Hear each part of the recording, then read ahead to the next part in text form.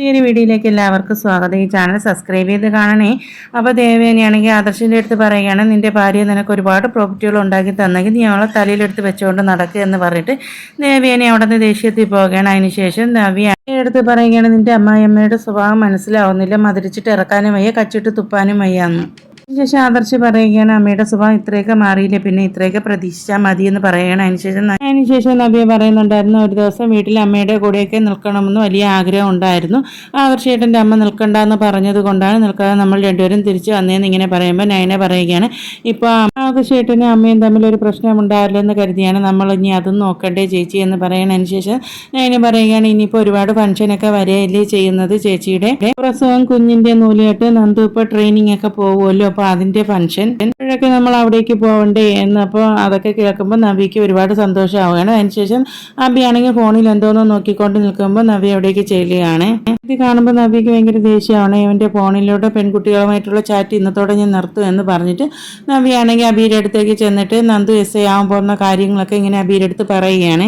അബി ചോദിക്കുകയാണ്, എന്താ ഇനി അവൾ എസ് ആയ എന്നെ കള്ളക്കേസിൽ കൊടുക്കുമെന്ന് ചോദിക്കുകയാണ്. അപ്പോൾ നവി പറയണേ, എന്തിനാ കള്ളക്കേസിൽ കൊടുക്കുന്നത്, അല്ലാതെ തന്നെ ഒരുപാട് കേസുകളുണ്ടല്ലോ പേരിലെന്ന്, ഒരുപാട് പെൺകുട്ടികളെ പ്രേമിച്ച് ചതിച്ചിട്ടുണ്ടല്ലോ, അപ്പോൾ അതിൽ ഏതെങ്കിലും ഒരു പെൺകുട്ടി കേസ് കൊടുത്താൽ മതി, അപ്പോൾ അവൾ കേസ് കിട്ടുമ്പോൾ അവൾ മുഖം നോക്കാതെ അവൾ നടപടി എടുക്കും എന്ന് പറയുമ്പോൾ അബിക്കാണെങ്കിൽ ചെറിയ പേടിയൊക്കെ തോന്നുകയാണ്. അതിനുശേഷം അബി പറയുകയാണ്, അങ്ങനെയാണെങ്കിൽ അവൾ ഇട്ട യൂണിഫോം ഞാൻ തന്നെ അത് ഊരി വെപ്പിക്കും എന്ന് പറയുന്നിട്ട്, അവൾ ഏത് സമയം ഇങ്ങനെ യൂണിഫോം ഇട്ട് നടക്കേണ്ട ഇതൊന്നും വരത്തില്ല, ഒന്നൊക്കെ നടപടി എടുക്കുന്ന ആളല്ല, അതുകൊണ്ട് എപ്പോഴും സസ്പെൻഷനൊക്കെ കിട്ടിക്കൊണ്ടിരിക്കുക, അതുകൊണ്ട് അവൾക്ക് അധിക നാൾ യൂണിഫോം ഇടേണ്ടി വരത്തില്ല എന്ന് കളിയാക്കിയാണ് അബി പറയുന്നത്. അതിനുശേഷം അബി പറയുന്നു, ഞാൻ മലയ്ക്ക് പോയ സമയത്ത് ഒരു പോലീസുകാരൻ എന്നെ കള്ളക്കേസിൽ കുടുക്കി എന്നെ അടിക്കുകയൊക്കെ ചെയ്തു. അതിനുശേഷം ഞാൻ ആ പോലീസുകാരനെ കാണുകയും എൻ്റെ ഫ്രണ്ട്സ് എല്ലാം കൂടി ചേർന്ന് ആ പോലീസുകാരനെ തല്ലിച്ചതയ്ക്കുകയും ചെയ്തു എന്ന്. അപ്പോൾ നബി പറയുകയാണ്, അതിന് പ്രതികാരമായിട്ട് നിന്നെ ആ പോലീസുകാരൻ കേസിൽ കുടിക്കുകയല്ലോ എന്ന് പറയുകയാണ്. അപ്പം അബി പറയുകയാണ്, അത് എന്നായാലും എൻ്റെ കയ്യിൽ കിട്ടും, അന്ന് ഞാൻ ആ പോലീസുകാരന് ഇരുട്ടടി കൊടുക്കുമെന്ന്.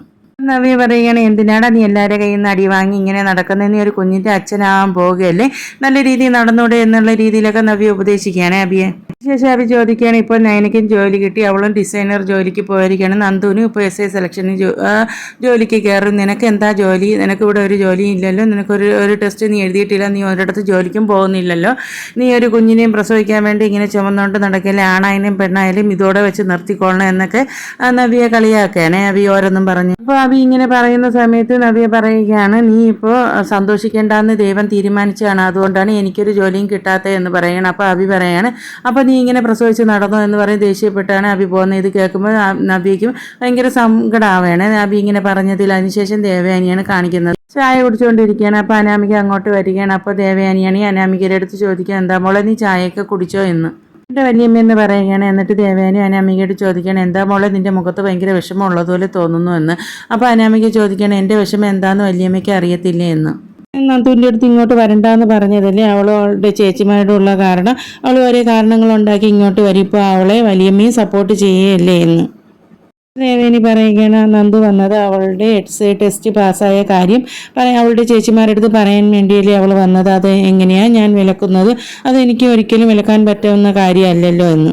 ഇവരുടെ സംസാരമൊക്കെ നയന കേട്ടുകൊണ്ട് നിൽക്കുകയാണ്. അപ്പോൾ നയനയ്ക്കാണെങ്കിലും ദേവേനിയുടെ സംസാരമൊന്നും പിടികിട്ടുന്നില്ല, ഇവർക്ക് വേണ്ടിയല്ലേ എപ്പോഴും ദേവേനി സംസാരിക്കുന്നത്. നയനയെ കാണുമ്പോൾ ദേഷ്യ സ്വഭാവമാണ് കാണിക്കുന്നത് ദേവേനി, പക്ഷെ നയനയ്ക്ക് ഇതൊന്നും മനസ്സിലാവാതെ നയന നിൽക്കുകയാണ് ആലോചിച്ചുകൊണ്ട്. അതിനുശേഷം അനാമികയാണെങ്കിൽ ദേവേനിയുടെ അടുത്ത് പറയുകയാണ്, നന്ദു ഇങ്ങോട്ട് വരല്ലെന്നൊക്കെ വല്യമ്മ അവരുടെ അടുത്ത് പറയണമെന്ന്. ദേവേനി പറയുകയാണ്, അതെനിക്ക് പറയാൻ പറ്റത്തില്ല, അത് കാരണം എന്തെന്ന് വെച്ചാൽ അവളുടെ 2 ചേച്ചിമാരും ഇവിടെയല്ലേ ഉള്ളത്, അപ്പോൾ അവളെ ഇവിടെ വരണ്ടെന്ന് ഞാനെങ്ങനെ പറയുമെന്ന്.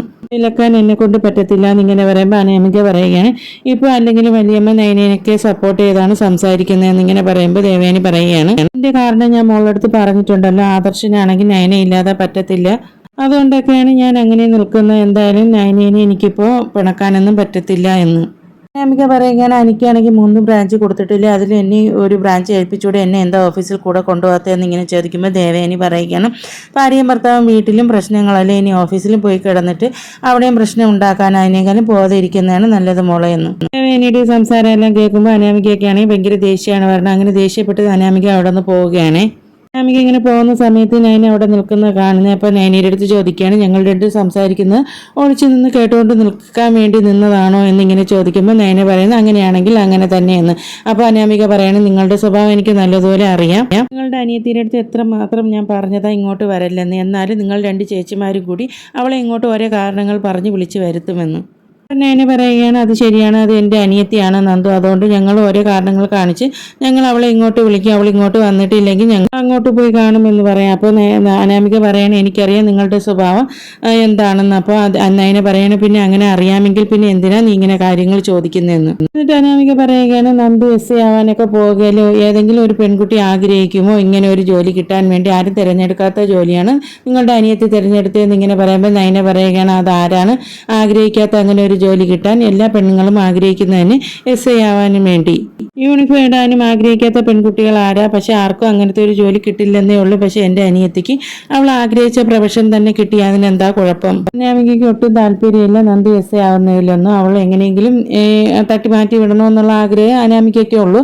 അപ്പോൾ നിന്നിട്ട് പറയുകയാണ്, നൈനയുടെ അടുത്ത് നിങ്ങളുടെ സ്വഭാവം ഇങ്ങനെയൊക്കെയാണെന്ന് എനിക്ക് നല്ലതുപോലെ അറിയാമെന്ന് പറയുമ്പോൾ നൈന പറയാൻ, പിന്നെ എന്തിനാ ഇങ്ങനെ സംസാരിക്കാൻ വന്നതെന്ന്. എന്തായാലും നീ പറയുന്ന പോലെ ഒന്നും എനിക്ക് ജീവിക്കാൻ പറ്റത്തില്ല എന്ന് നൈന ഇങ്ങനെ പറയുകയാണ്. അപ്പോൾ ദേഷ്യപ്പെട്ട് അനാമിക അവിടെ നിന്ന് പോവുകയാണ്. ഇവരുടെ സംസാരമൊക്കെ ആസ്വദിച്ചുകൊണ്ട് ദേവയാനി നിൽക്കുകയാണ്. അനാമിക പോകുന്ന സമയത്ത് ദേവയാനിയെ നോക്കിക്കൊണ്ട് നിൽക്കുകയാണ് നൈന. അപ്പോൾ ദേവയാനിക്കാണെങ്കിൽ ഈ സന്തോഷം കൊണ്ട് ചിരിക്കാനും വയ്യ ഒന്നിനും വയ്യാത്ത അവസ്ഥയിലാണ് നിൽക്കുന്നത്. അതിനുശേഷം ജാനകിയാണ് കാണിക്കുന്നത്. അനാമികയും കൂടി ഭയങ്കര വലിയ ചർച്ച നടക്കുകയാണ് അവിടെ.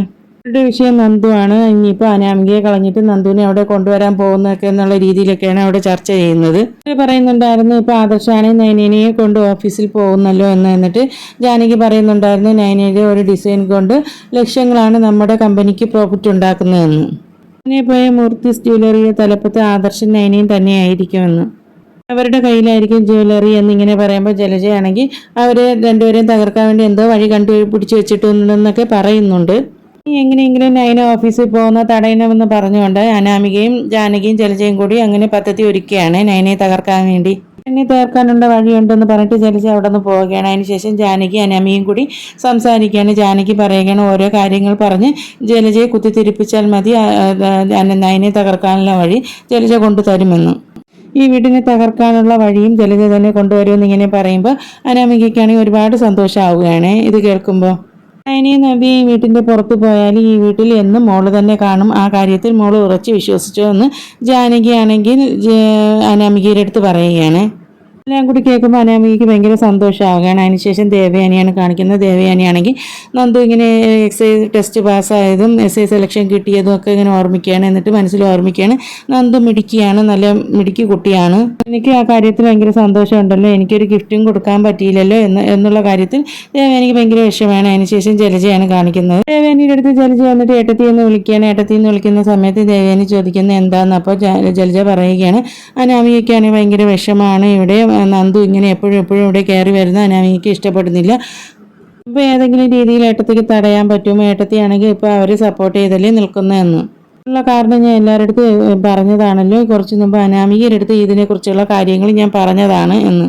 ഞാൻ കാര്യങ്ങളെല്ലാം അനാമികയുടെ അടുത്ത് പറഞ്ഞതാണല്ലോ, എന്നിട്ട് ആ കുട്ടിക്ക് മനസ്സിലാവുന്നില്ലല്ലോ. എന്നിട്ട് ജലജ ചോദിക്കുകയാണ്, ഏട്ടത്തി നൈനേനെ പുറത്താക്കാൻ വേണ്ടി ഒരുപാട് വഴികൾ ശ്രമിച്ചതാണല്ലോ, അതുപോലെ നമുക്കൊന്നുകൂടി ശ്രമിച്ചുകൂടെ എന്നിങ്ങനെ ചോദിക്കുമ്പോൾ ദേവയാനി പറയുകയാണ്, അതൊരിക്കലും നടക്കത്തില്ല, ഇനി ഞാൻ ഇങ്ങനെ ശ്രമിക്കുകയില്ല. ഞാൻ അവൻ്റെ അമ്മയാണ്, അമ്മയായി ഞാൻ മനസ്സിലാക്കേണ്ടത്. ആദർശിന് അവന് നൈന ഇല്ലാതെ പറ്റത്തില്ല, അതുകൊണ്ട് ഇനി അങ്ങനെ ചെയ്യത്തില്ല എന്ന് പറയുകയാണ്. അപ്പോൾ ആദർശിന് എന്നെക്കാളും ഇപ്പോൾ വിശ്വാസം നൈനയുടെ അടുത്താണ് എന്ന് പറയുകയാണ്. അപ്പോൾ ജലജ പറയുകയാണ്, അപ്പോൾ ആ വിശ്വാസം നമുക്ക് തകർക്കാം, നൈനയുടെ അടുത്തുള്ള വിശ്വാസം നമുക്ക് തകർത്താൽ അപ്പോൾ എല്ലാം ശരിയാവുമല്ലോ എന്നു. ത്തിൽ പുറത്താക്കാമെന്ന് ജലജ ഇങ്ങനെ പറയുമ്പോൾ ദേവയാനി മനസ്സിൽ ഓർമ്മിക്കുകയാണ്, ഇവൾ എന്തെങ്കിലും പ്ലാൻ വിചാരിച്ച് വെച്ചിട്ടുണ്ടായിരിക്കും, അത് ഇവളുടെ വായിൽ നിന്ന് തന്നെ അറിയണമെന്ന് ദേവയാനി മനസ്സിൽ ഓർക്കുകയാണ്. അപ്പോൾ ജലജ പ്ലാൻ പറയുന്നുണ്ടായിരുന്നു, ആദർശിൻ്റെ കൂടെ ഇപ്പോൾ ഓഫീസിൽ പോകുന്നില്ലേ, അപ്പോൾ എന്തെങ്കിലും മാലമോഷണം പോയി എന്ന് പറഞ്ഞ് കള്ളക്കേസിൽ നമുക്ക് നൈനയെ പെടുത്താമെന്ന്. ആദർശിന് നൈനയോടുള്ള വിശ്വാസം തകരുമല്ലോ എന്നിങ്ങനെ പറയുമ്പോൾ ദേവയാനി പറയുകയാണ്, അങ്ങനെ നടന്നാൽ അത് നല്ല കാര്യം തന്നെയാണെന്ന്. ദേവയാനി മനസ്സിൽ ഓർമ്മിക്കുകയാണ്, നീ എന്നല്ല ആര് വിചാരിച്ചാലും നൈനെ നീ കള്ളക്കേസിൽ കുരുക്കാൻ ഞാൻ ജീവനോടെ ഉള്ളിടത്തോളം കാലം അത് സാധിക്കില്ല എന്ന് മനസ്സിൽ വിചാരിക്കുകയാണ്. ദേവയാനി ഇങ്ങനെ ചിന്തിച്ച് നിൽക്കുമ്പോൾ ജലജ പറയുകയാണ്, ഏട്ടത്തി ഈ കാര്യത്തിനെ കുറിച്ച് ആലോചിച്ച് തല പുണ്ണാക്കൊന്നും വേണ്ട എന്ന്. അവളെ പെരുങ്കലിയാക്കുന്ന കാര്യം ഞാൻ ഏറ്റവും അത് അബീനെ കൊണ്ട് ചെയ്യാം, അബി അവിടെ ഉണ്ടല്ലോ എന്നിങ്ങനെ പറയുകയാണ്. എന്നൊരു സന്തോഷത്തിൽ ജലജ അവിടെ നിന്ന് പോവുകയാണ്. ഈ സമയം ദേവയാനിയാണ് മനസ്സിൽ ഓർമ്മിക്കുകയാണ്, എൻ്റെ മരുമകളല്ല പെരുങ്കള്ളി, നീയാണ് പെരുങ്കള്ളി എന്ന് മനസ്സിൽ ദേവയാനി ഓർക്കുകയാണ്. ശേഷം അബീനെയാണ് കാണിക്കുന്നത്. ജലജ ആണെങ്കിൽ അബിയുടെ അടുത്ത് വന്നിട്ട് പറയുകയാണ്, നിന്റെ അമ്മാവിക്ക് നയനെ ഇവിടെ നിന്ന് പുറത്താക്കണമെന്നൊക്കെ വലിയ ആഗ്രഹമുണ്ട് മനസ്സിൽ, എല്ലാവരും ചേർന്ന് കുറ്റപ്പെടുത്തും എന്നുള്ളത് കൊണ്ടാണ് അവർ നയനിക്കെതിരെ ഒന്നും ചെയ്യാതെ മിണ്ടാതെ നിൽക്കുന്നതെന്ന്. അബി പറയാണ്, ഇതേ അമ്മാവിയാണല്ലോ എന്നെ കേസിൽ കുടുക്കിയതുമെന്ന്. ജലജ പറയണത് അത് ആരായിരുന്നാലും ആ കേസ് കൊടുക്കുമല്ലോ, അത് കരൾ കൊടുക്കാത്ത ഒരു പെൺകുട്ടിയിലെ ആ പെൺകുട്ടിക്ക് ആരെങ്കിലും 50 ലക്ഷം കൊടുക്കുമോ, അങ്ങനെ നിന്റെ ഭാഗത്താണ് തെറ്റ്, അല്ലാതെ ഏട്ടത്തിയുടെ ഭാഗത്തല്ല എന്നിങ്ങനെ പറയുമ്പോൾ അഭി പറയണേ, എനിക്ക് ആ ബുദ്ധി ഉപദേശിച്ചെന്ന് അമ്മ തന്നെയല്ലേ എന്ന്. ജലജ പറയുന്നുണ്ടായിരുന്നു, ഞാൻ ബുദ്ധി ഉപദേശിച്ച് തന്നെങ്കിലും നീ അത് വേണ്ട രീതിയിൽ കൈകാര്യം ചെയ്യണമായിരുന്നു. എന്തായാലും നീ നയനേനെ ഏതെങ്കിലും ഒരു മോഷണ കേസിൽ കൊടുക്കാൻ വേണ്ടി എന്തെങ്കിലും ഒരു വഴി കണ്ടെത്തിയെന്ന് അബിയുടെ അടുത്ത് പറയുകയാണേ. എന്തായാലും നീ അവിടെ ഉണ്ടല്ലോ, ആദർശം നയനയും എല്ലാവരും അവിടെ ഉണ്ടല്ലോ, അപ്പോൾ ഇന്ന് തന്നെ നിനക്ക് പറ്റുമെങ്കിൽ നീ നയനേനെ കള്ളക്കേസിൽ കൊടുക്കാൻ വേണ്ടി എന്തെങ്കിലും വഴി ഒപ്പിക്കുക എന്നാണ് പറയുന്നത്. അഭി പറയണം, അത്ര എളുപ്പത്തിലൊന്നും അവളെ ഒരു കള്ളക്കേസിലും കൊടുക്കാൻ പറ്റത്തില്ല, അവൾ നമ്മൾ വിചാരിക്കുന്നതുപോലെ അല്ല, അവളുടെ തലയിൽ നല്ല ആളുതാമസമുണ്ട്, അത്രയ്ക്ക് ബുദ്ധിയുള്ള പെണ്ണാണ്. ജലജ പറയുന്നുണ്ടായിരുന്നു, നയനയും നയനയുടെ ചേച്ചിയൊക്കെ വന്നതിലാണ് നമ്മുടെ ജീവിതം ഭയങ്കര കഷ്ടത്തിലായത്, അവൾ രണ്ടുപേരും ഇവിടെ നിന്ന് പുറത്തു പോയാലേ നമുക്ക് എന്തെങ്കിലും ഒരു രക്ഷ കാണുള്ളൂ എന്ന്. അപ്പോൾ അഭി പറയണേ, എന്തായാലും നയനയെ ഒരു കള്ളക്കേസിൽ കൊടുക്കാൻ വേണ്ടി ഞാൻ ഇന്ന് തന്നെ നോക്കാമെന്ന് പറയുകയാണ് അഭി. സന്തോഷത്തിൽ നിൽക്കുന്ന ജലജയും കാണിച്ചാണ് ഇന്നത്തെ എപ്പിസോഡ് അവസാനിക്കുന്നത്.